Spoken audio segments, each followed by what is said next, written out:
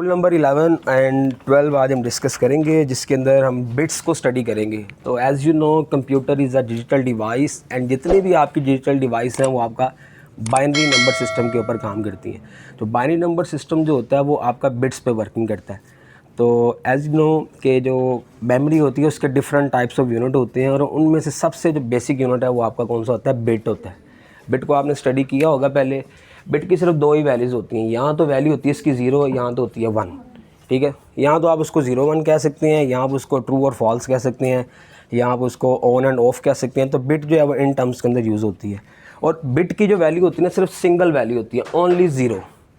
यहाँ 0 एक single bit consider होगी या 1 एक सिंगल बिट कंसीडर होगी। और इसकी जो बेसिक इन्फॉर्मेशन है कंप्यूटर के अंदर, अगर आप कोई भी इंफॉर्मेशन स्टोर करते हैं, आया वो आपका नंबर है, आया वो आपका टेक्स्ट है, आपकी ऑडियो है, आपकी वीडियो है, इमेजेस हैं, ईच एंड एवरीथिंग आपका कंप्यूटर में किस में प्रोसेस होता है? बाइनरी नंबर सिस्टम्स के अंदर। और जो बाइनरी नंबर्स होते हैं वो बिट का कॉम्बिनेशंस होते हैं। अब लेट्स से मुझे एक 0 नंबर जो है वो कंप्यूटर में स्टोर करना है, तो 0 की बाइनरी क्या होगी जी? 0 की बाइनरी 0 ही होती है। 1 मुझे स्टोर करना है, 1 की बाइनरी 1 है। जब मुझे 2 स्टोर करना है तो इसकी बाइनरी आपको पहले फाइंड आउट करनी पड़ती है। लेकिन कंप्यूटर क्या करता है, किसी भी नंबर को अगर कीबोर्ड से इनपुट किया गया है तो पहले उसको किस में कन्वर्ट करेगा? बाइनरी में कन्वर्ट करेगा, देन उसको कंप्यूटर में जाके स्टोर करवाएगा। ठीक है, तो 2 की अगर मुझे बाइनरी फाइंड करनी है तो मुझे बाइनरी का बेसिक यूनिट पहले पता होना चाहिए। बाइनरी की बेस पता, किसी भी नंबर सिस्टम की ना बेस होती है। तो बाइनरी की जो बेस होती है वो मेरे पास क्या होती है? 2। 2 कैसे है? क्योंकि बाइनरी की जो वैल्यूज़ रेंज है वो क्या है? 0 से लेकर 1 तक, 0 और 1। तो इसलिए जो बाइनरी की बेस होगी वो क्या होगी? आपकी 2 होगी। तो अगर कोई भी नंबर किसी भी नंबर सिस्टम की रेंज से बाहर जाता है, ऐसे बाइनरी की अगर हम बात कर रहे हैं तो बाइनरी की रेंज क्या है? 0 और 1। तो अगर अगला नंबर मेरे पास क्या आ गया? 2 आ गया। अब कंप्यूटर ने इसको कैसे डील करना है? कंप्यूटर ने सबसे पहले इसको किस में कन्वर्ट करना है? बाइनरी में कन्वर्ट करेगा। तो हम क्या करते हैं, कोई भी नंबर अगर किसी नंबर सिस्टम की रेंज से बाहर जाता है तो हम उसकी बेस से उसका क्या करते हैं? एलसीएम फाइंड आउट करते हैं। एलसीएम फाइंड आउट करके हम उसको 0 और 1 की फॉर्म में क्या करेंगे? कन्वर्ट करेंगे सबसे पहले। तो अगर हम 2 का एलसीएम लेते हैं तो मेरे पास क्या आ जाएगा? 2 1 ज़ा 2 एंड रिमेनिंग का बचेगा आपका 0।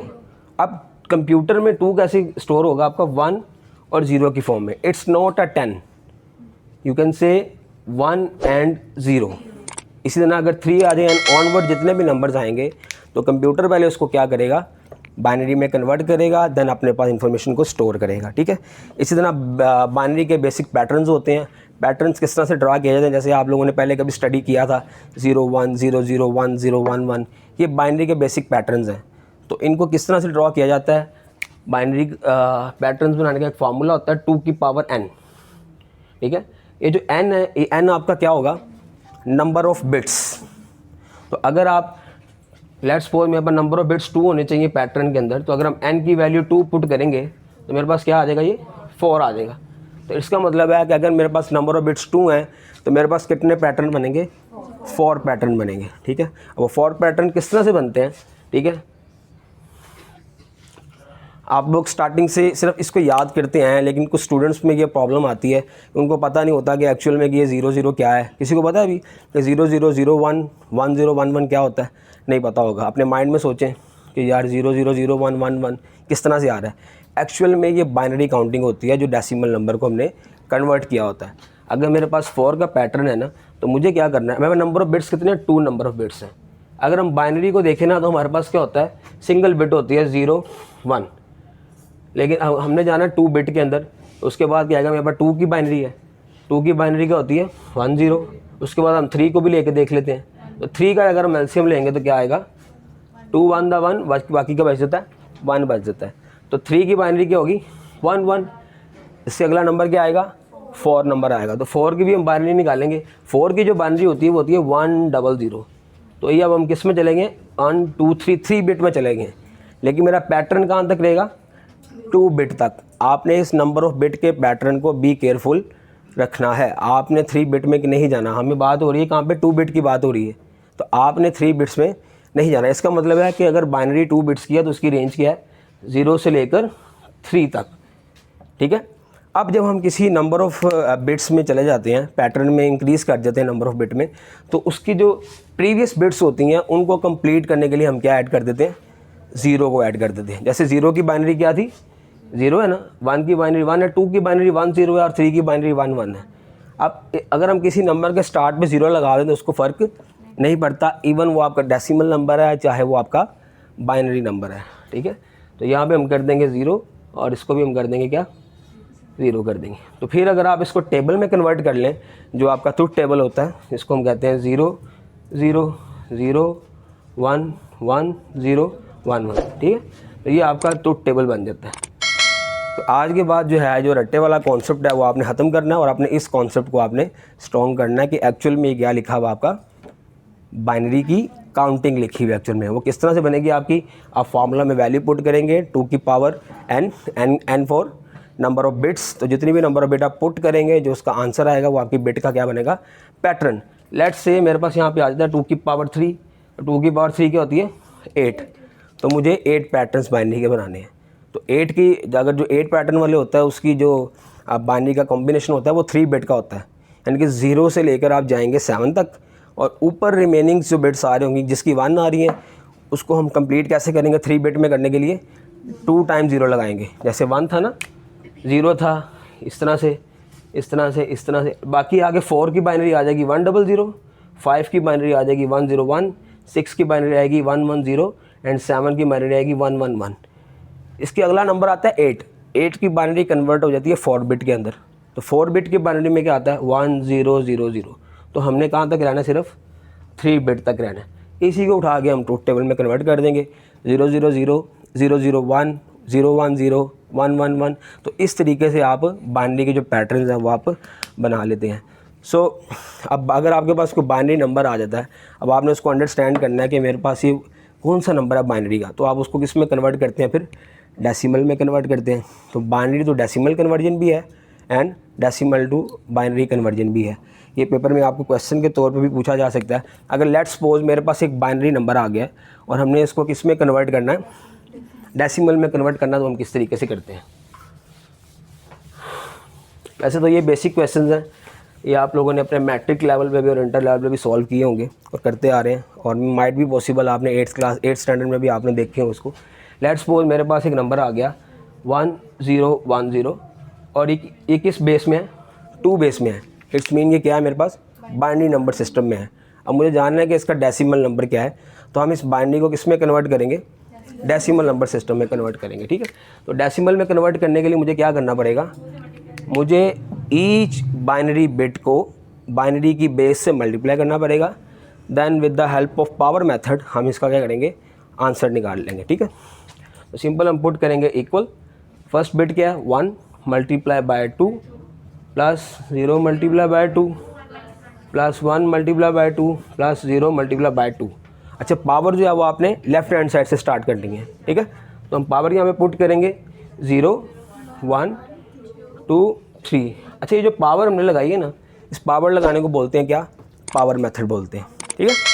तो 2 की पावर, अगर किसी भी नंबर की पावर 0 हो तो क्या आंसर आता है, 1 आता है, ठीक है।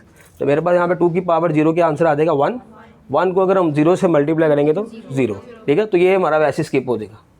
तो 2 की पावर 1 2 है, 2 इंटू 1 यहाँ पे क्या आ जाएगा 2 आ जाएगा, प्लस 2 की पावर 2 4 को मल्टीप्लाई करेंगे 0 से तो ये वैसे ही 0 आ जाएगा, तो हम इसको स्किप कर देंगे इसको। 2 की पावर 3 8 इंटू 1 8 आ जाएगा, तो 8 प्लस 2 क्या बनता है मेरे पास, ये मेरे पास आ गया 10।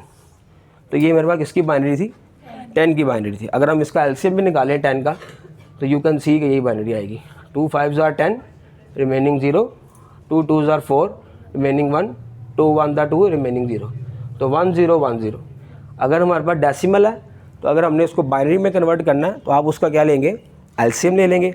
अगर हमारे पास कोई बाइनरी वैल्यू आ जाती है तो हम उसका क्या करेंगे, पावर मेथड यूज़ करके हम उसको डेसिमल के अंदर कन्वर्ट करेंगे। इसके बाद नेक्स्ट मॉड्यूल है मॉड्यूल नंबर 12।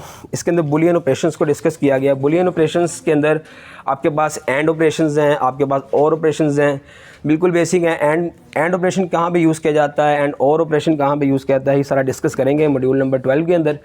एंड ऑपरेशन और ऑपरेशन जो है वो कंप्यूटर सिस्टम के अंदर, अच्छा इनके जो सिंबल है ना, डिफरेंट बुक्स के अंदर डिफरेंट सिंबल्स यूज़ किए जाते हैं एंड के लिए, और के लिए भी कहीं पे और के लिए प्लस यूज़ किया जाता है, कहीं पे और के लिए पैरेलल लाइंस यूज़ की जाती हैं। एंड के लिए कहीं पे डॉट यूज़ किया जाता है, कहीं पे स्टैटिक का यूज़ किया जाता है।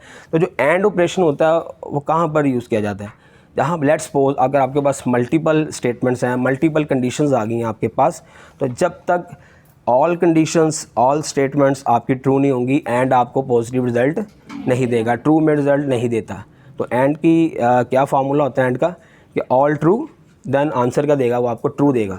एंड और में क्या होता है कि अगर आपके पास कोई भी एक वैल्यू बाइनरी की ट्रू आ जाती है, वो आपको रिजल्ट किस में देगा, ट्रू में देगा। ठीक है, तो इसके अंदर कुछ डायग्राम सिंबल्स भी बताए हैं एंड का, और उसका ट्रुथ टेबल है, और ये आपको माइट भी पॉसिबल आपकी जो असाइनमेंट नंबर 1 आएगी उसके अंदर आपको बुलियन ऑपरेशंस प्रोवाइड किए जाएंगे और कहा जाएगा इसका ट्रुथ टेबल बनाएं और साथ में इसकी आप डायग्राम भी बना लें। इसके अलावा एक्सोर ऑपरेशन है।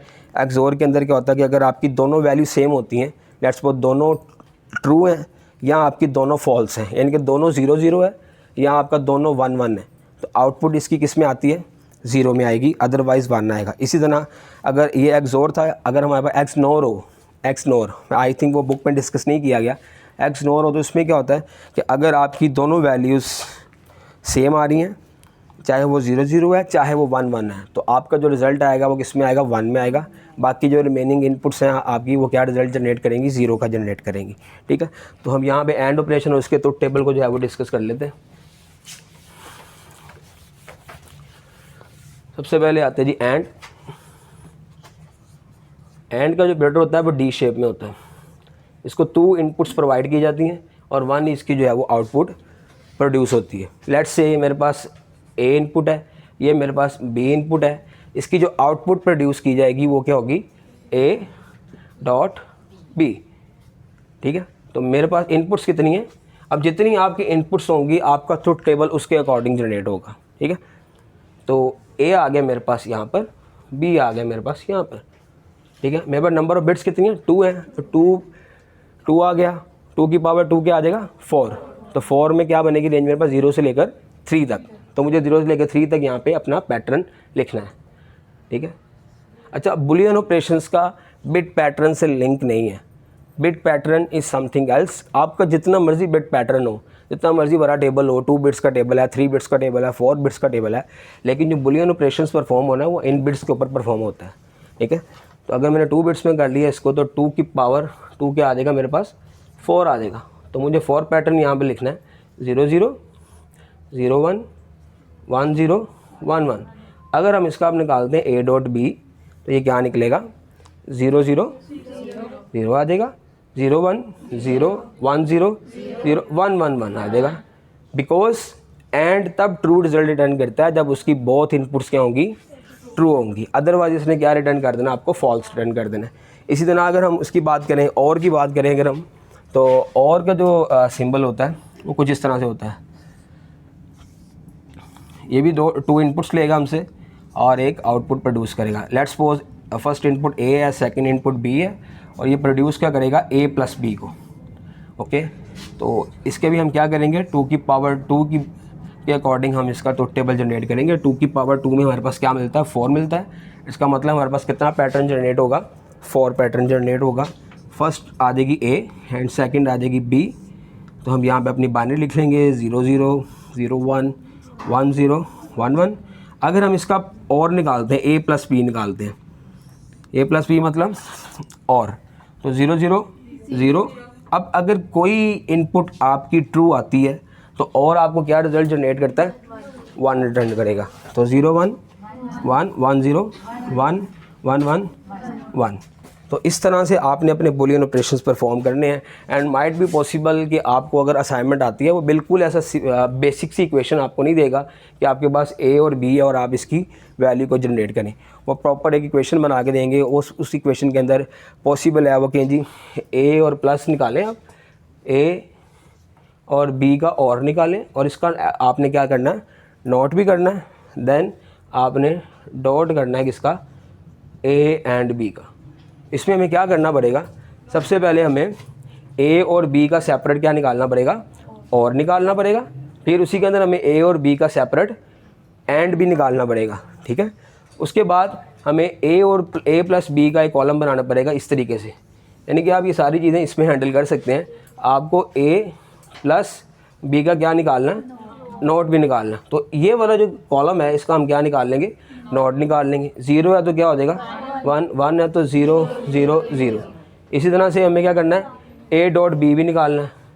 तो ए डॉट बी निकालेंगे तो क्या आएगा, 0 0 पे 0, 0 1 पे भी 0, 1 0 पे भी 0 और 1 1 पे भी 1 आ जाएगा। तो हमें क्या निकालना है, इसका ए डॉट बी निकालना है। तो मुझे पता है सब में क्या आ जाएगा 0 0 1।